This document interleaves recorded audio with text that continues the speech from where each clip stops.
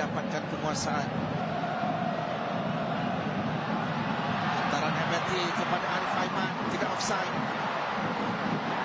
Dia mencari ruang untuk melepaskan tembakan. Arif Aiman mengesahkan status selaku pemain paling bernilai untuk musim ini, memberikan kelebihan kepada Johor Darul Ta'zim.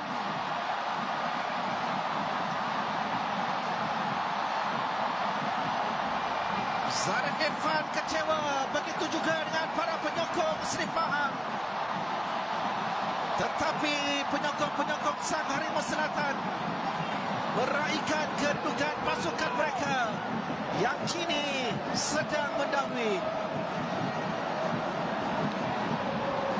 Ya, apabila membiarkan Arif Aiman mempunyai ruang yang banyak di kawasan beliau, di kawasan yang kiri pintu pasukan Seri Pahang, dan kita boleh nampak satu hantaran yang baik daripada Haberti, dan Arif Aiman membuat tampanan pertama yang cukup baik dan mengelirukan Tif Ravana di hadapan, masuk ke dalam dan membuat percubaan kaki kiri di kawasan Nepos untuk menewakan Zarif Irfan.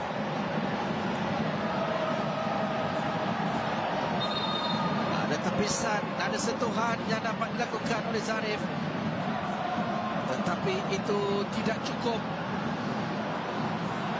untuk menyekat Arif Aiman dari mendapatkan